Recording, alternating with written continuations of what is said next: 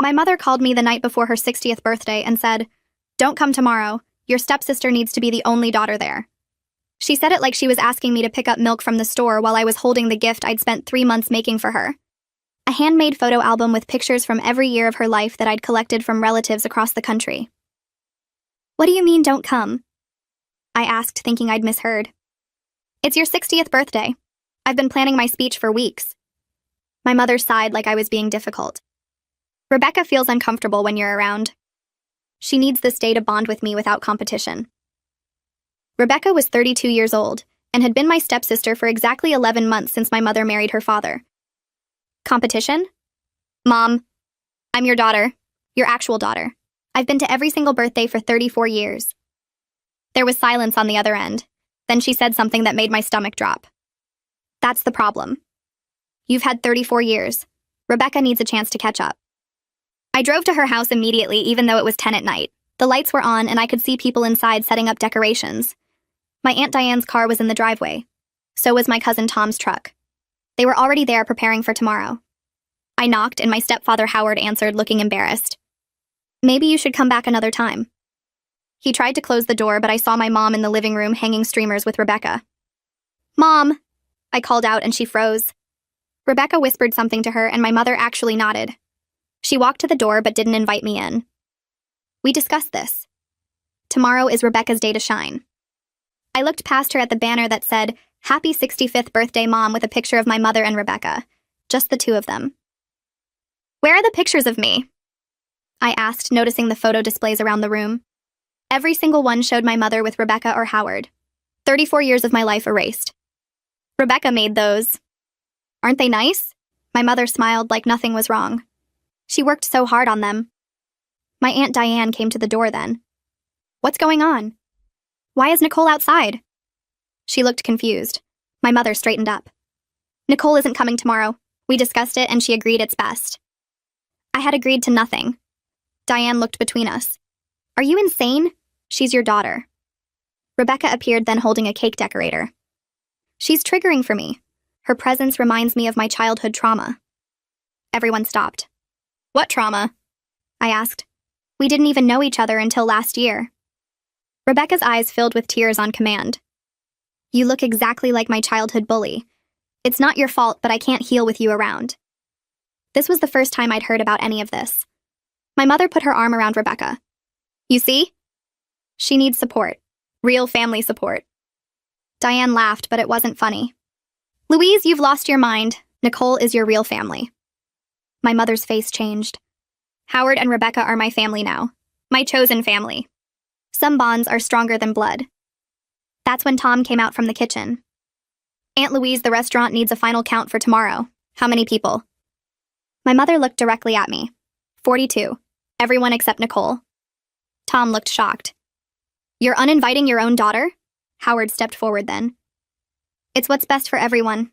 Nicole understands." But I didn't understand anything. "Mom, what's really going on? Did Rebecca say something to you? Did she threaten something?" Rebecca started crying harder. "See? She's attacking me again. This is exactly what I mean." She ran inside and my mother followed her immediately. Howard stood in the doorway. "You should go. You're upsetting them." Diane grabbed my arm. "Come to my car, now." We sat in her driveway and she pulled out her phone. "Your mother changed her will last week. Rebecca is now getting everything. The house, the savings, even your grandmother's jewelry." My grandmother had left specific pieces to me when she died. My mother had been holding them until I got married. "How do you know this?" I asked. "Because she asked me to witness it." I refused and told her she was making a mistake. That's when she said Rebecca had been diagnosed with something terminal. My blood went cold. "Terminal? What does she have?" Diane shrugged. She wouldn't say. Just that Rebecca needed to experience a mother's love before she died. That you'd had decades, but Rebecca only had months, maybe weeks. I felt sick. "So she's dying and wants my mom to herself?" Diane shook her head. "I don't think she's dying. I think she's lying, but your mother believes her completely." We drove to my cousin Lisa's house. She was a nurse at the hospital where Rebecca supposedly got treated. Pull her medical records. Requested Reads is on Spotify now. Check out link in the description or comments. They moved the laptop closer. Lisa's fingers moved across the keyboard, while we sat in her kitchen watching the screen load. The hospital database took forever to pull up Rebecca's file. When it finally appeared, Lisa's face changed. She scrolled through page after page of nothing. No cancer treatments, no chemotherapy records, no oncology appointments. The only visits listed were from 2 years ago for a sprained wrist and last March for the flu. Lisa printed everything she could access without breaking privacy laws and handed me a stack of papers showing Rebecca's complete medical history at their hospital. Every page proved she wasn't dying. We drove back to Diane's house after midnight with the evidence sitting on my lap like it weighed 100 pounds. Tom was still there waiting for us, and when we showed him the printouts, he got so angry he punched the wall. Diane made coffee none of us drank while we sat at her kitchen table trying to figure out what to do next. Tom suggested hiring someone to dig into Rebecca's past, because if she was lying about being terminal, she was probably lying about other things too. Diane knew a private investigator from her work at the courthouse named Dylan Paget who handled fraud cases. She called him right then, even though it was almost 1 a.m, and he answered on the 3rd ring. Diane explained the situation while Tom and I listened to her half of the conversation. Dylan agreed to meet us the next day and said he'd start looking into Rebecca's background immediately. None of us could sleep, so we stayed up making lists of everything suspicious about Rebecca and her story. The terminal illness that changed depending on who she talked to. The way she isolated my mother from anyone who questioned her. How quickly everything happened after my mother married Howard. By the time the sun came up, we had 3 pages of red flags that should have been obvious from the start. Diane called Abigail Lockwood at 9 a.m. Abigail was a family lawyer who handled elder manipulation cases and had helped Diane's friend last year when her father changed his will under suspicious circumstances. Abigail agreed to review everything we'd gathered and meet with us that afternoon. We showed up at her office with the hospital records, the timeline of events, and our list of concerns about Rebecca's behavior. Abigail spent 2 hours going through every document while asking questions about my mother's relationship with Howard and how quickly Rebecca had gained control. She explained that proving undue influence in court was difficult, but not impossible. The speed of the will change helped our case. The fact that my mother had cut me out completely after 34 years helped our case. Rebecca's documented history of lying about her health helped our case. Abigail said we needed more evidence before taking legal action, but what we had so far was enough to start building a case. She told us to document every interaction with my mother and Rebecca from now on. Record phone calls if possible. Save text messages. Keep a detailed timeline of Rebecca's escalating control over my mother's decisions and finances. Abigail warned us that cases like this often got worse before they got better, because manipulators like Rebecca doubled down when they felt threatened. I tried calling my mother 3 times over the next week, but she never answered. I left messages saying I loved her and wanted to talk. I sent texts asking if she was okay. Nothing. On the 8th day, Howard finally picked up when I called. He told me Rebecca had a health crisis after the party, and my mother was too stressed to deal with me right now. I asked what kind of health crisis, and Howard got vague. Something about her heart. Or maybe her lungs. He wasn't sure, but it was serious, and seeing me would make it worse. I asked to speak with my mother directly, but Howard said she was resting. He hung up before I could say anything else. I called Diane immediately and told her about the conversation. She added it to our timeline showing how Rebecca used fake medical emergencies to keep my mother isolated. Dylan called 2 days later with information that made my hands shake. Rebecca's supposed terminal illness changed depending on who she was talking to. He'd interviewed 3 of my mother's neighbors and 1 of my cousins who'd spoken to Rebecca at the party. She told my mother it was cancer. She told my cousin Sarah it was a rare heart condition. She told the neighbor across the street it was a blood disorder that doctors couldn't treat. Dylan said the inconsistencies were obvious once you started looking for them. A real dying person would have a consistent diagnosis and treatment plan. Rebecca's story shifted to match whatever got her the most sympathy from each person. Dylan was still digging into her background, but already he'd found gaps in her employment history and addresses that didn't match what she'd told Howard. He said he'd have more information in a few days. Lisa contacted Mia Contreras at the hospital. Mia was an administrator Lisa trusted who'd worked there for 15 years. Lisa explained the situation carefully, staying within privacy regulations, while asking Mia to verify whether Rebecca had been treated for any serious conditions. Mia spent 3 days checking records across their hospital network. She found nothing. No cancer treatment at any of their facilities. No heart condition monitoring. No blood disorder diagnosis. Mia provided official documentation that we could use legally showing Rebecca had never been a patient for any of the terminal illnesses she claimed. The documents were stamped and signed and completely legitimate. Mia told Lisa she'd seen cases like this before, where people faked illnesses to manipulate family members. She said the hospital took fraud seriously, and if Rebecca had used fake medical documents to deceive anyone, we should report it. Tom went to my mother's house to check on her because she still wasn't answering my calls. He found her in the backyard pulling weeds while Rebecca sat on the porch drinking lemonade. Tom said my mother looked thin and tired, but she smiled when she saw him. He tried to ask how she was doing, but Rebecca interrupted constantly. Every time Tom mentioned me, Rebecca would say something about her health or her stress levels. My mother seemed completely under Rebecca's spell. She kept talking about making every moment count because Rebecca didn't have much time left. She said Rebecca needed her full attention and support. Howard stood in the doorway looking uncomfortable, but he didn't contradict anything Rebecca said. Tom tried 3 times to ask questions about Rebecca's diagnosis or treatment plan. Each time, both my mother and Howard shut him down immediately. My mother said it was private. Howard said it wasn't his place to share. Rebecca just smiled and changed the subject. Tom left feeling worse than when he arrived. I drove to my mother's house the next morning. I knocked on the door and waited.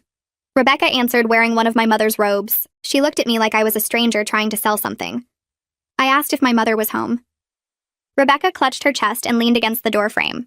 She said seeing me caused her too much stress and could trigger a health emergency. She actually gasped for air while saying it. Her hand pressed against her heart in this dramatic way that looked rehearsed. I realized right then that I was watching a performance she'd done many times before. The fake illness, the dramatic symptoms, the convenient timing. Rebecca had practiced this routine until it looked natural. Howard appeared behind Rebecca looking guilty but saying nothing. I asked to speak with my mother directly. Howard stepped forward, blocking the doorway completely. He said my mother was resting and couldn't be disturbed.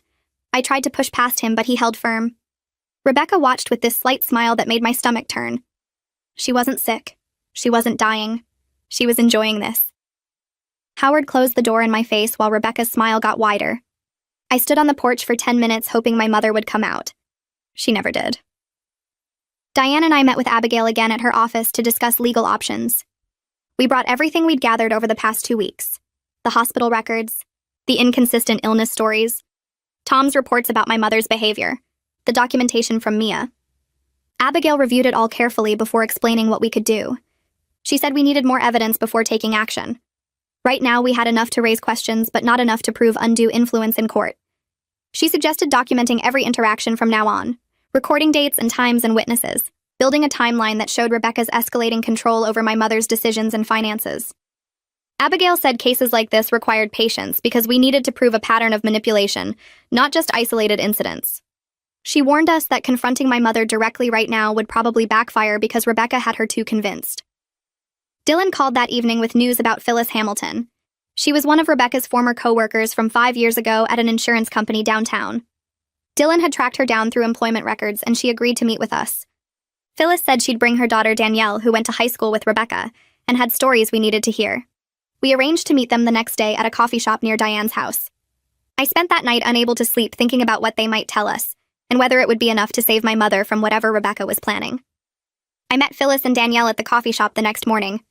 Phyllis was in her 50s with tired eyes that looked like they'd seen too much workplace drama. Danielle sat next to her mother holding a folder stuffed with papers. We ordered drinks and found a quiet corner booth away from other customers. Phyllis pulled out her phone and showed me photos of Rebecca from 5 years ago at their insurance company. She looked younger, but her smile was the same one I'd seen at my mother's house. Phyllis explained that Rebecca joined their team claiming she needed the job to pay for cancer treatments. Everyone felt sorry for her and pitched in money whenever she mentioned medical bills. The company even organized fundraisers and bake sales to help cover her expenses. Over 6 months, Rebecca collected more than $15,000 from coworkers who believed they were saving her life. Then someone's husband who worked at the hospital mentioned he'd never seen Rebecca there for treatments. The company investigated quietly and discovered Rebecca had never been sick at all. She'd made up doctor appointments and treatment schedules while actually spending the money on vacations and shopping. Management gave her a choice between returning the money and leaving quietly or facing criminal charges. Rebecca chose to return most of it and disappeared within a week. Phyllis said she'd felt stupid for believing the lies, but Rebecca had been so convincing with her stories about pain and fear and gratitude. Danielle opened her folder and spread out printed screenshots from old social media accounts. She pointed to photos from high school showing Rebecca surrounded by different groups of students over the years. Danielle explained that Rebecca would target kids who seemed lonely or had problems at home. She'd become their best friend fast and learn all their secrets and vulnerabilities. Then Rebecca would create some crisis that made her the center of attention. Sometimes she claimed abuse from family members. Other times she invented illnesses or said someone was threatening her.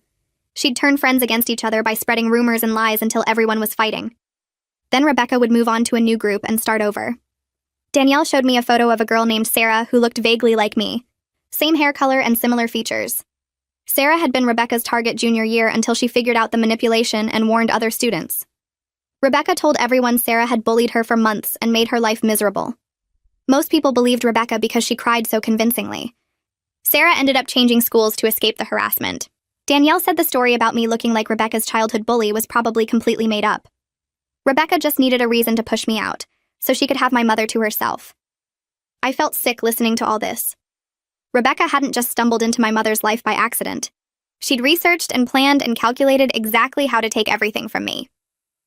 Dylan leaned forward and suggested that Rebecca probably watched my mother and Howard for weeks before Howard even introduced her. She would have learned their routines and habits and emotional weak spots. She'd have figured out that my mother was vulnerable after her divorce and eager to please her new husband.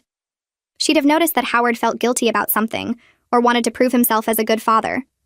Rebecca had studied them like a predator studies prey before attacking. Phyllis and Danielle gave us copies of everything they had, including contact information for other former co-workers who remembered Rebecca's scam. Kent came by during his lunch break to add his own observations about how Rebecca had manipulated their entire office. He described how she'd play different people against each other while positioning herself as the innocent victim who needed protection. The pattern was always the same. Gain trust through vulnerability. Extract resources through manufactured crisis. Disappear before people fully understood what happened. We left the coffee shop with more evidence than I knew what to do with. Diane drove us back to her house where we organized everything into categories: financial fraud, fake illnesses, emotional manipulation, pattern of behavior across multiple victims.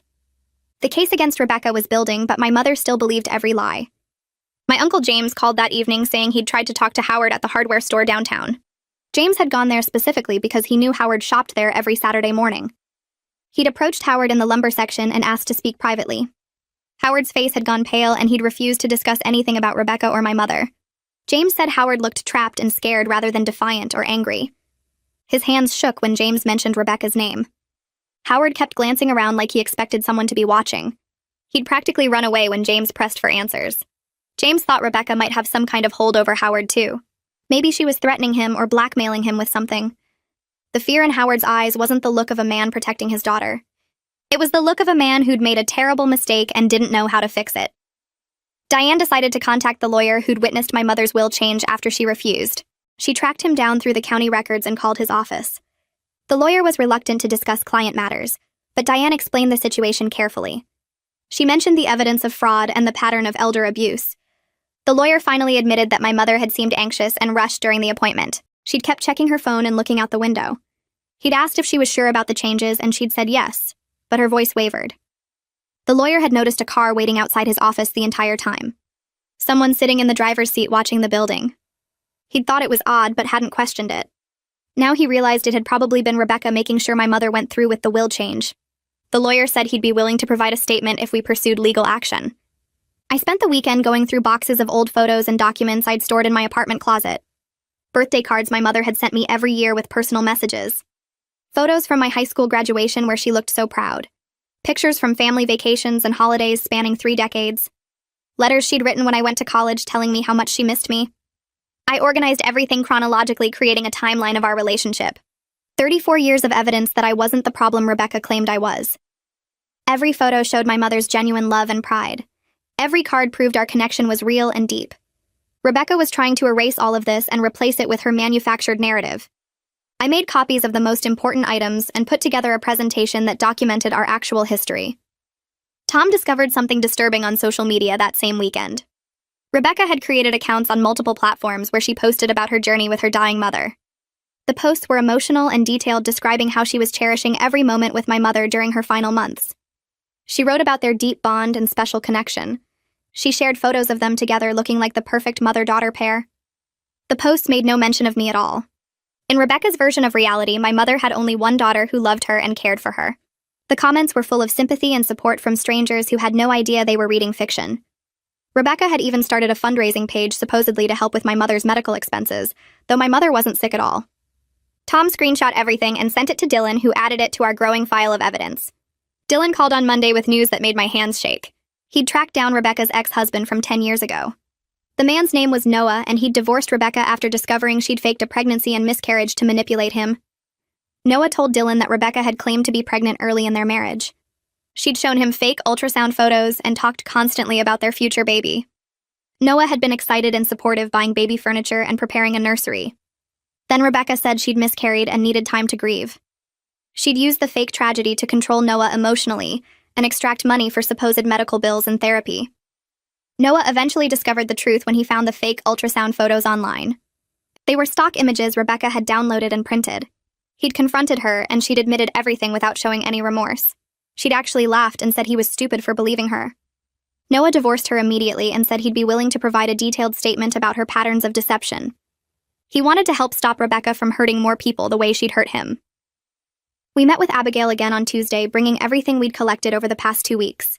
The hospital records, the witness statements from Phyllis and Danielle, the information about previous families Rebecca had scammed, Noah's statement about the fake pregnancy, Tom's documentation of the social media posts, the timeline I'd created of my relationship with my mother. Abigail reviewed it all carefully, taking notes and asking questions. She explained that we had a strong case for undue influence regarding the will. The speed of the change, combined with Rebecca's documented history of manipulation, created a clear pattern. We might also be able to pursue fraud charges depending on what financial transactions we could document between Rebecca and my mother. Abigail recommended we try one more time to reach my mother directly before pursuing legal action. She suggested a letter that laid out all the evidence in a clear, factual way. Something my mother couldn't ignore or dismiss as easily as a phone call or visit. Diane volunteered to write the letter that night. She spent hours drafting and revising, making sure every point was clear and supported by documentation. The letter explained everything we'd discovered about Rebecca's history. It included contact information for Phyllis and Noah and the other victims who were willing to talk. It described the fake terminal illness and the fake pregnancy and the pattern of targeting vulnerable people. It outlined the financial fraud and the social media deception. Diane made copies of the most important evidence and included them with the letter. She sent everything certified mail the next morning so we'd have proof that my mother received it. Now we had to wait and see if my mother would finally open her eyes to what Rebecca really was. 3 days went by with nothing from my mother. Tom called on the third evening and told me he'd seen Louise at the grocery store that afternoon. She looked bad, really bad, thin, like she'd lost weight fast, and her face was pale and drawn. Tom said he tried to walk over to talk to her, but she saw him coming and practically ran out of the store, leaving her cart half full in the middle of the aisle. She didn't even look back when he called her name. That image stuck in my head all night. My mother running away from her own nephew in a grocery store. Rebecca had her so twisted up that she couldn't even face family members anymore. The next morning, Diane's phone rang while we were having coffee at her kitchen table. She answered, and her expression changed immediately. She mouthed "Holden" at me and put the phone on speaker. Holden Barrett had been my mother's financial advisor for 20 years. He managed her retirement accounts and helped her with tax planning and investment decisions. Diane knew him from some volunteer work they'd both done years ago.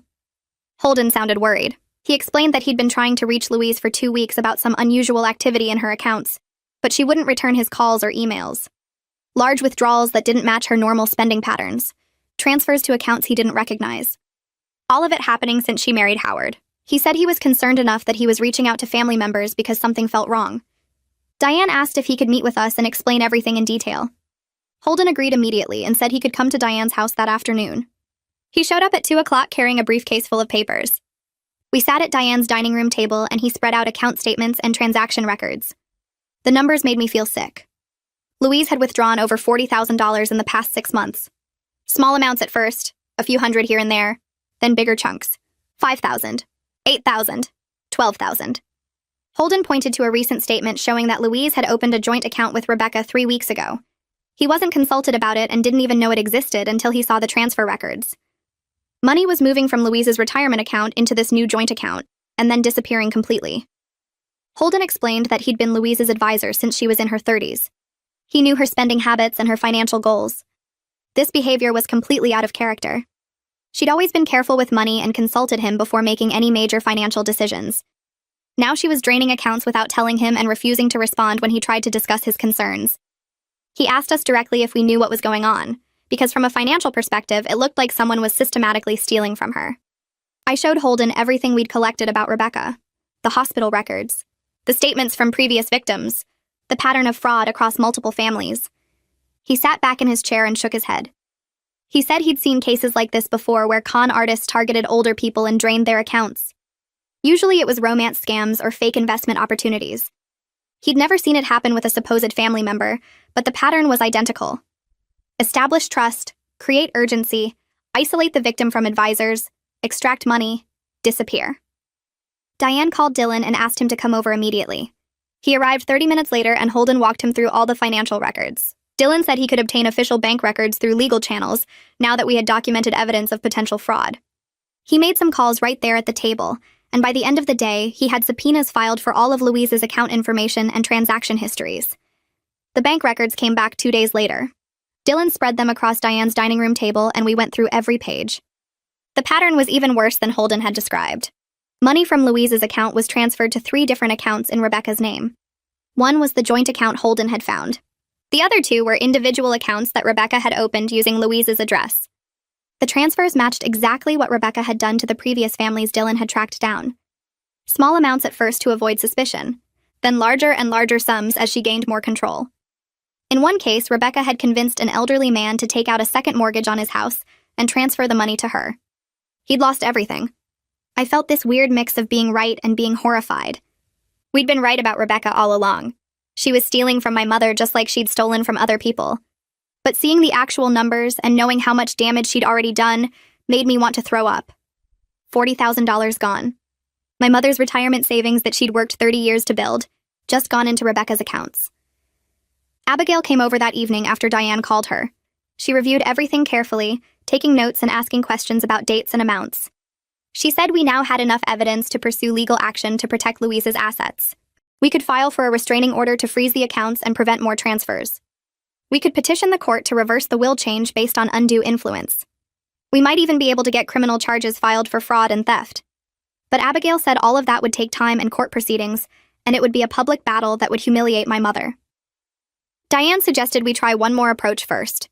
Bring everything to Howard privately, and see if confronting him with hard evidence would break through whatever hold Rebecca had over him. If Howard would admit the truth and help us, then maybe we could stop Rebecca without dragging my mother through a public legal fight.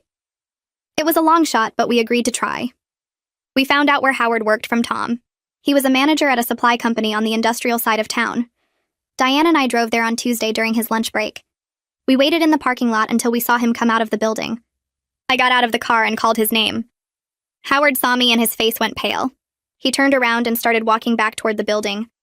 I ran after him and grabbed his arm. I told him we had evidence that Rebecca had stolen from multiple families and was stealing from Louise right now. Howard stopped walking. He stood there in the parking lot looking at the ground. Diane caught up to us and suggested we sit in Howard's car where we could talk privately. Howard didn't say anything, but he walked to his car and unlocked it. We all got in. Howard in the driver's seat, me in the passenger seat, Diane in the back. I pulled out the folder with everything we'd collected. The statements from previous victims, the bank records showing the transfers, the hospital documentation proving Rebecca had never been treated for any terminal illness, the timeline showing her pattern of behavior. Howard looked at each page and his hands started shaking. Diane explained who each person was and what Rebecca had done to them. The fake pregnancy, the fake cancer diagnosis, the stolen money, the destroyed relationships. Howard put his head in his hands and started crying. Not quiet tears, but deep sobs that shook his whole body. He said he'd known something was wrong for weeks, but he felt trapped. Rebecca had been threatening him. She told him that if he didn't support her story about being his daughter and about being terminally ill, she would tell Louise that he'd been abusive, that he'd hit her and threatened her and tried to control her. Howard was terrified of losing his marriage and being accused of something he never did. He didn't know how to fight back against someone who lied so easily. Then Howard told us something that made everything even worse. Rebecca had approached him before he even met Louise. She'd found him somehow and claimed to be his long-lost daughter from a brief relationship decades ago. She had details about his past that seemed real. She knew where he'd lived and worked. She knew names of people he'd dated. Howard wanted to believe her because he'd always regretted not having children. He took a paternity test to be sure. The results came back negative. Rebecca wasn't his biological daughter, but by then she'd already worked her way into his life. She was living in his apartment and had met his friends and knew everything about him. Howard confronted her about the paternity test. Rebecca didn't even pretend to be surprised or upset. She just smiled and said she'd never really thought he was her father. She'd needed a place to stay, and he seemed lonely. Then she told him she'd found Louise online and thought Louise would be a good target. She said if Howard didn't help her get close to Louise, she would destroy his reputation. She had recordings of private conversations. She had access to his bank accounts and email. She threatened to create evidence that he was dangerous and get him arrested. Howard said he tried to get away from her, but she followed him. When he started dating Louise, Rebecca inserted herself into the relationship. She convinced Louise that she was Howard's daughter and that she wanted to be part of their new family. By the time Howard realized what was happening, Louise was already attached to Rebecca. Howard watched helplessly as Rebecca isolated Louise from me and from other family members. He watched as Louise changed her will and started withdrawing money. He knew it was all wrong, but he was too scared to speak up because Rebecca had made it clear she would destroy him if he tried to expose her. I wanted to scream at Howard for letting this happen, for watching my mother get manipulated and doing nothing while Rebecca destroyed our family. But looking at him crying in his car with his hands shaking, I realized he was just another person Rebecca had trapped. Diane must have seen it on my face because she put her hand on my arm and spoke quietly to Howard about what needed to happen next. She told him the only way to fix this was to tell Louise the truth together. All of us, with every piece of evidence we'd collected. Howard wiped his face and nodded, but his voice came out rough when he finally spoke. He said we had to be careful because Rebecca was getting worse. The money was running low and she'd been acting strange, more angry, less careful about hiding who she really was. Howard thought she was planning something big before she disappeared. Maybe convincing Louise to sign over the house or take out a huge loan against it. He'd overheard Rebecca on the phone twice this week talking to someone about property values and equity loans. Diane pulled out her phone right there and started making calls. She reached out to Louise's neighbors, the Hendersons, who'd lived next door for 30 years. They'd watched me grow up. Mrs. Henderson answered and Diane explained everything quickly. How Louise was in trouble, how we needed to get her alone without Rebecca to show her the truth. Mrs. Henderson said they'd noticed the changes in Louise, how thin she looked, how she never came outside anymore unless Rebecca was with her. How Rebecca watched Louise like a guard dog. They agreed to help immediately. The plan was simple. Mrs. Henderson would call Louise and invite her over for coffee tomorrow morning. Just a quick visit between old friends. Rebecca usually left the house on Wednesday mornings for what she called doctor appointments, but Howard confirmed she actually went to the bank. We'd have maybe an hour. The next morning, I sat in the Hendersons' living room with Diane waiting. My stomach hurt, and my hands wouldn't stop shaking. Mr. Henderson kept watch at the window, and at 10:15 he said Louise was coming up the walk. Alone. Mrs. Henderson opened the door with a big smile and invited Louise in for coffee like she'd promised. My mother stepped inside talking about how she couldn't stay long. Then she saw me and Diane sitting on the couch. Her whole face changed. She turned back toward the door, but Mr. Henderson was standing there now. Not blocking her exactly, but present. Mrs. Henderson touched Louise's arm gently and asked her to please just listen for 10 minutes. That's all we needed. 10 minutes. Louise looked trapped and scared, but she sat down in the chair across from us. I started talking before she could leave. I told her I loved her, that I was scared for her, that I wasn't angry even though I had every right to be. My voice cracked, but I kept going. Diane opened the folder we'd brought and started laying out papers on the coffee table between us. She explained each piece methodically like she was presenting a case in court. Rebecca's history with other families. The fake terminal illness with hospital records proving she'd never been treated. The bank statements showing $40,000 transferred out of Louise's accounts. Howard's confession about the paternity test proving Rebecca wasn't his daughter. About how Rebecca had threatened and manipulated him too. Louise's face went through. So many changes I could barely track them. Shock first. Then denial as she shook her head and said we were wrong. Then anger as she insisted Rebecca was sick and we were attacking a dying woman. But Diane kept presenting evidence. Statement after statement from Rebecca's previous victims. Timeline after timeline showing the exact same pattern. Finally, something shifted in my mother's expression. A terrible understanding spreading across her face like she was waking up from a nightmare. She kept repeating the same thing over and over. But she's dying. But she's dying. Until Diane put the hospital records directly in her hands. The official documentation showing Rebecca had never been treated for any terminal condition. No cancer, no heart disease, no rare blood disorder, nothing. My mother started crying then. Not quiet tears, but deep sobs that shook her whole body. She couldn't seem to stop. Words came out between the sobs about how she'd felt something was wrong for weeks, but couldn't let herself see it, because seeing it would mean facing what she'd done to me. How badly she'd treated her own daughter. How foolish she'd been to believe a stranger over her own family. Mrs. Henderson brought tissues and sat next to Louise, rubbing her back. My mother looked at me with red, swollen eyes, and I saw real horror there. horror at herself, at what she'd done, at what she'd almost lost. Louise's phone started ringing in her purse. She ignored it.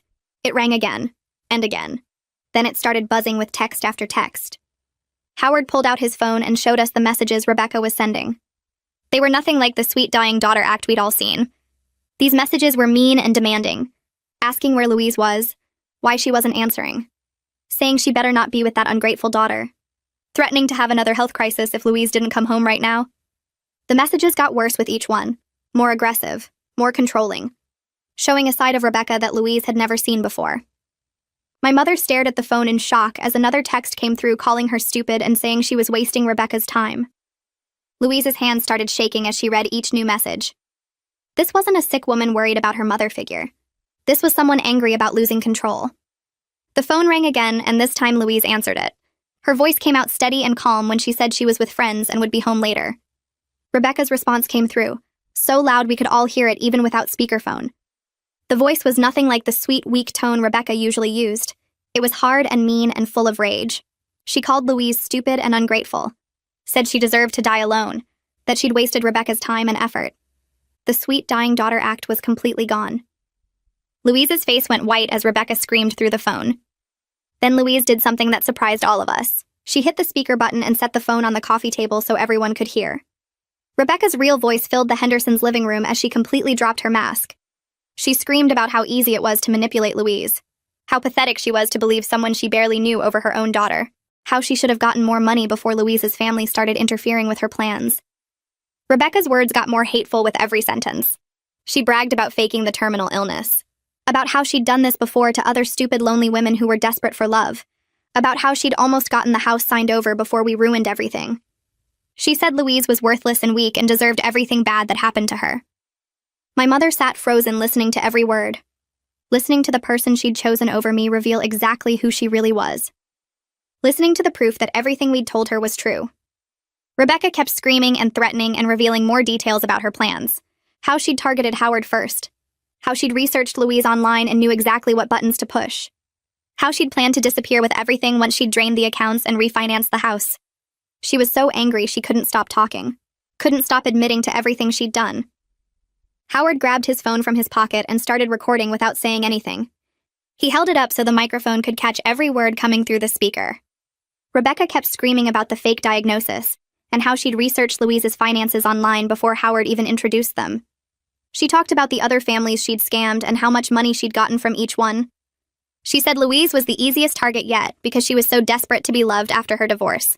She bragged about copying Louise's bank account information and how simple it was to transfer money once she had access. Howard's hands shook while he recorded, but he kept the phone steady and let Rebecca confess to everything. She was so angry she couldn't stop herself from admitting every detail of her plan. The recording went on for almost 10 minutes before Rebecca finally hung up after calling Louise one last name. My mother sat frozen on the couch staring at nothing. Her face looked empty, like something inside her had broken completely. She turned to me slowly, and her eyes were filled with tears, but they looked different from before. Clear instead of confused. She reached for my hand and I let her take it even though part of me wanted to pull away. She told me she was sorry and kept saying it over and over. She said she understood if I could never forgive her, but she needed me to know that Rebecca had manipulated her, and she was so sorry for choosing someone else over her own daughter. She cried while she talked and the words came out broken and painful. She said she'd been so lonely after the divorce that she'd believed everything Rebecca told her because she wanted, so badly, to feel needed. She apologized for the will and the party and every terrible thing she'd said to me. Diane put her arm around Louise and let her cry. I pulled out my phone and called the police while Diane called Abigail. The operator answered, and I explained that we had a recorded confession of fraud and elder abuse. I played part of the recording over the phone, and the operator's voice changed immediately. She said she was dispatching officers right away and asked for Louise's address. Diane finished talking to Abigail, who said she was getting in her car and would meet us at the police station. The operator told me to save the recording and not delete anything. She said officers would be at Louise's house within minutes to prevent Rebecca from leaving or destroying evidence. Howard gave them his house key and explained that Rebecca was probably still there alone. The operator confirmed that 2 units were on their way and warned us not to go to the house ourselves. We waited at the neighbor's house for updates. Louise couldn't stop shaking and kept apologizing to everyone. The neighbors brought her water and tissues while we all sat in their living room staring at our phones. 30 minutes later, Howard got a call from one of the officers. They'd arrived at the house and found Rebecca in the bedroom packing suitcases. She had jewelry spread across the bed, including pieces from my grandmother's collection. Cash was stuffed in her purse along with Louise's checkbook and credit cards. The officer said Rebecca tried to claim she lived there and was just organizing her things, but they'd found Louise's financial documents in Rebecca's bag, along with notebooks full of account numbers and passwords. They arrested her on the spot for theft and fraud. The officer asked Howard to come down to the station to give a statement and secure the house. The district attorney called Diane 3 days later. She'd reviewed the case and was very interested in prosecuting because Rebecca's pattern of fraud across multiple states made this a federal matter. The recorded confession combined with the physical evidence and Rebecca's history with other families gave them a strong case. The district attorney said they were contacting Rebecca's previous victims to see if any would testify. 2 families had already agreed and were willing to share their experiences in court. She explained that cases like this were difficult to prove without solid evidence, but we had everything we needed. Rebecca was being held on high bail because she was considered a flight risk. The district attorney said the trial would probably happen in 6 months, but Rebecca would remain in jail until then. Louise couldn't stay in the house where Rebecca had manipulated her for almost a year. She packed a bag and moved into Diane's guest room temporarily. Howard stayed at the house alone dealing with police visits and evidence collection. He started seeing a therapist twice a week to process his own guilt about letting Rebecca hurt Louise and enabling her behavior. Louise wouldn't talk to him at first, but after 2 weeks she agreed to have coffee with him at a neutral location. They sat in a diner for 3 hours talking about how Rebecca had played them both. Howard explained about the fake paternity test and the threats Rebecca had made. Louise listened and cried and said she understood he'd been trapped too. They agreed to try marriage counseling, but Louise wasn't ready to move back home yet. Abigail scheduled meetings with Louise to reverse the will change. The lawyer who'd witnessed the coerced document provided a statement explaining that Louise had seemed anxious and rushed during the signing. He said Rebecca had waited in the car outside his office the entire time, and Louise had kept checking her phone nervously. Abigail filed paperwork to restore the original will that left everything to me with provisions for any future grandchildren I might have. She explained the process would take a few weeks, but the circumstances of the change made reversal straightforward. Louise signed all the documents and told Abigail she wanted to make sure I was protected no matter what happened to our relationship. I visited my mother at Diane's house the following week. We sat in the backyard and talked for 2 hours about everything that had happened. Louise tried to explain how Rebecca had isolated her from everyone who cared about her. She said Rebecca would cry whenever Louise tried to spend time with me or other family members. She'd claim health crises that required Louise's immediate attention. She'd planted doubts about my motives and suggested I only cared about the inheritance. Louise said she knew now how stupid she'd been, but at the time Rebecca's manipulation felt so real. I told her I was angry and hurt, and it would take a long time before I could trust her again. She nodded and said she understood. We agreed to keep meeting weekly to work through everything that had broken between us. Lauren Lockwood started working with Louise 2 weeks after Rebecca's arrest. Lauren specialized in family manipulation cases and had seen dozens of situations like ours. She explained to Louise during their first session that Rebecca was likely a skilled con artist who specifically targeted people going through major life changes. New marriages created vulnerability because people wanted their blended families to work. Lauren said Rebecca had probably studied Louise's social media and public records before Howard introduced them. She'd learned about the divorce and my mother's loneliness and had crafted her approach perfectly. Lauren helped Louise understand that being manipulated didn't make her stupid or weak. It made her human and trusting, which Rebecca had exploited deliberately. Louise asked me during one of our visits if I'd be willing to do joint therapy sessions with her eventually. I thought about it for a few days before telling her yes, but I needed her to understand something first. I said rebuilding trust would take months or maybe years, and our relationship might never be exactly what it was before she chose Rebecca over me. I told her I'd been erased from her life like I didn't matter, and that kind of hurt didn't heal quickly. She cried and said she knew, and she'd spend however long it took proving she was sorry. I agreed to try joint sessions once she'd done more individual work with Lauren. I needed to see real change before I could sit in a room with her and a therapist and work through our damage together. The district attorney filed charges 3 days after Rebecca's arrest. Fraud in the first degree, theft by deception, financial exploitation of an elderly person. The list went on for 2 full pages. Each count carried its own potential sentence, and the prosecutor told us Rebecca was looking at serious prison time if convicted. The bail hearing happened fast. Rebecca stood in front of the judge wearing an orange jumpsuit instead of her usual carefully chosen outfits. She tried to cry, but the judge wasn't interested. He set bail at $200,000. Rebecca's public defender argued it was too high, but the judge pointed out her history of fleeing from previous victims. She'd vanished from 3 different states when people started asking questions. The bail stood. Rebecca went back to county jail to wait for trial. Louise and Howard started seeing a therapist named Dr. Anderson, who worked specifically with couples dealing with manipulation and abuse. Howard drove to the first appointment alone because Louise wasn't ready to be in the same room with him yet. He went every week for a month before Louise agreed to join him. Dr. Anderson helped them understand how Rebecca had targeted the weak spots in their new marriage. She'd played on Howard's guilt about not having a relationship with his supposed daughter. She'd exploited Louise's loneliness after the divorce and her desire to be needed. The sessions were painful, according to what Diane told me. Louise and Howard both had to face how easily they'd let Rebecca drive a wedge between them and everyone who actually cared about them. After 6 weeks, Howard asked if he could move back home. Louise said yes, but they kept separate bedrooms and kept going to therapy twice a week. The bank's fraud investigation recovered about $30,000 from accounts Rebecca had opened in her name. Another $10,000 was gone completely. She'd spent it on clothes and trips and expensive dinners, money that should have been Louise's retirement savings. The bank manager called Louise to explain what they'd recovered and what was lost forever. Louise came to Diane's house the next day and told me she wanted to split the recovered money with me. Half for me and half for her. I said no immediately. That was her money and she needed it after everything Rebecca had stolen. Louise insisted. She said it was the least she could do after cutting me out of her will and her life. Diane pulled me aside later and told me to take it. Not because I needed the money, but because Louise needed to do something concrete to start making things right. I accepted $15,000 the following week. Diane hosted a small gathering at her house 2 weeks later. Just close family. Louise brought a wooden box I recognized from my grandmother's dresser.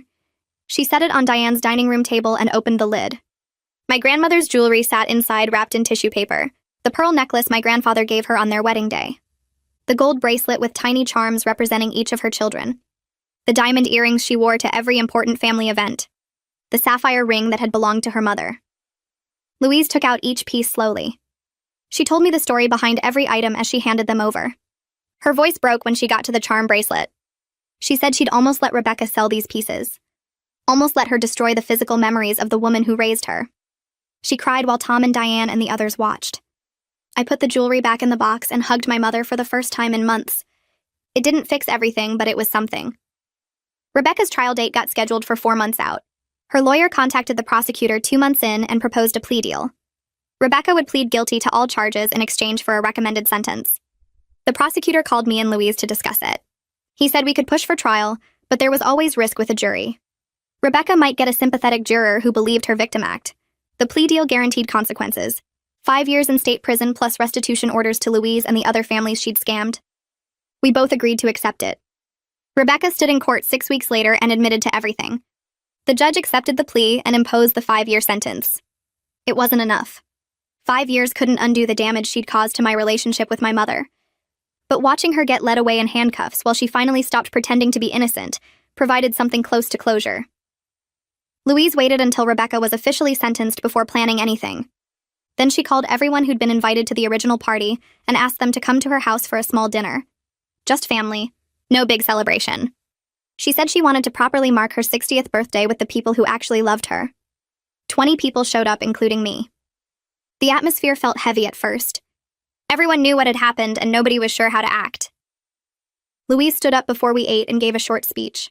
She apologized to everyone for how she'd behaved. She said she'd let herself be manipulated because she was lonely and wanted to believe someone needed her. She said that was no excuse for choosing a stranger over her family.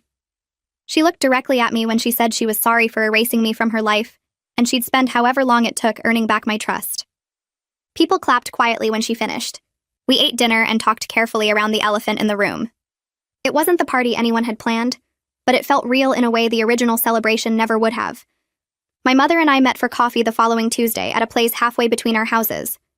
We sat outside even though it was cold because being in public made the conversation easier. I told her I needed boundaries if we were going to rebuild anything. We'd see each other once a week. Just the two of us. No Howard until I was ready. No big family gatherings where I'd have to perform being okay. No pressure to forgive her faster than I was capable of forgiving. Louise agreed to everything. She said she understood our relationship might never be what it was before. I told her that was true and I needed her to accept it. We met every week after that. Sometimes for coffee, sometimes for lunch, sometimes just for a walk around the park near her house. We talked about small things mostly. Her garden, my job, the weather. We were learning how to be around each other again without the weight of everything that had broken between us. 3 months passed since that night I stood on my mother's doorstep and got told not to come to her party. My relationship with Louise felt different now. More careful, more honest, less automatic. I'd learned that being someone's daughter didn't guarantee they'd choose you when it mattered. I'd learned that family was about who showed up during the worst moments, not who shared your blood. Diane called me almost every day. She'd become more like a mother than an aunt. Tom and I grabbed dinner once a week. Lisa and I went to movies. Cousins I barely knew before Rebecca had brought us together in ways I never expected. My mother was working on becoming someone I could trust again. Whether she'd get there was still uncertain, but I was in a better place than I thought possible when this all started. I had people around me who'd proven they'd fight for me. That counted for something. Maybe everything.